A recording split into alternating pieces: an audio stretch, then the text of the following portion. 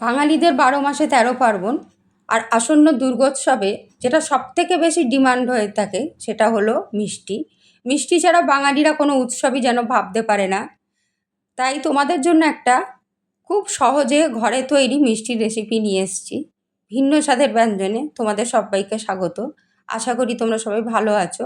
কয়েকটা কাজু আর কয়েকটা ছোটো এলাচ আমি এইভাবে ব্লেন্ড করে নিয়েছি। 200 গ্রাম পনির আমি এইভাবে ভালো করে ভেঙে নেব। তারপর আমি নিয়ে নেব 2 চামচ মতো গুঁড়ো দুধ, আর নিয়ে নেব হাফ কাপ পাউডার সুগার। তবে এই সুগারটা যদি তোমরা ঘরে গুঁড়ো করো তাহলে কিন্তু অবশ্যই একটু চেলে নেবে, যেন কোনো রকম চিনির দানা না থাকে। কারণ এই মিষ্টিটা তৈরি করতে কোনো রকম ওভেন বা গ্যাস কোনো কিছুই প্রয়োজন হবে না।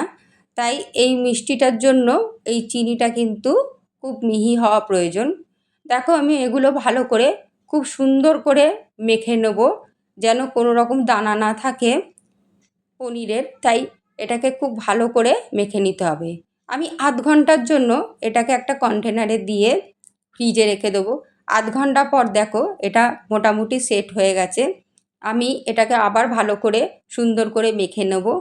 বন্ধুরা, এইভাবে মিষ্টিটা তৈরি করে খেয়ে দেখো, খেতে কিন্তু ভীষণ ভালো লাগে। আর অন্যদের যখন খাওয়াবে তখন বলবে না যেটা তুমি বানিয়েছো। এটা তারা বিশ্বাসই করবে না যে তুমি এটা নিজে বানিয়েছো। সম্পূর্ণ দোকানের মতোই মিষ্টিটা তৈরি হবে, আর খেতেও কিন্তু অসাধারণ হবে। অবশ্যই তোমরা একবার বানিয়ে খেয়ে তবে আমাকে কমেন্টে জানিও। আমি একটা পোর্শন নিয়েছি, নিয়ে তাতে সামান্য পরিমাণে একটু কোকো পাউডার দিয়ে নেবো।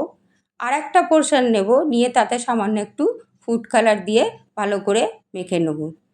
তোমরা আমার রেসিপিগুলো কেমন লাগে অবশ্যই আমাকে জানিও। তোমরা পাশে না থাকলে কিন্তু আমি কিছুতেই এগোতে পারবো না। ওই কন্টেনারটাতেই আমি আবার একটা বাটার পেপার নিয়েছি। এবার তার মধ্যে সামান্য একটু ঘি গ্রিস করে নিয়েছি। এইবার দেখো খুব সুন্দরভাবে এটাকে লেয়ার করে করে হাত দিয়ে চেপে এটাকে প্লেন করে দিতে হবে।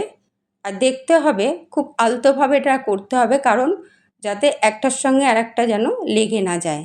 এইভাবে এটা লেয়ার করার পর আমি এটাকে আবার ঢাকা দিয়ে 15 মিনিটের জন্য ফ্রিজে রেখে দেবো সেট হওয়ার জন্য। দেখো 15 মিনিট পর আমি এটাকে বার করেছি। এবার প্লেটে উল্টো করে আমি এটাকে ট্যাপ করে নেব। দেখো কত সুন্দর আপনা থেকে বাটার পেপারটা উঠে চলে এলো। এইবার আমি এগুলোকে সুন্দর করে পিস করে নেব, নিয়ে চৌকো করে কেটে নেব। বন্ধুরা, তোমরা অবশ্যই বাড়িতে তৈরি করে এটা রেখে দিতে পারো। এটা মোটামুটি দিন 15 থাকবে, অসুবিধা হবে না। দেখো কত সুন্দর লেয়ারটা হয়েছে। অবশ্যই তোমরা বাড়িতে ট্রাই করো। আর যদি ভালো লাগে রেসিপিটা লাইক শেয়ার করো। ধন্যবাদ।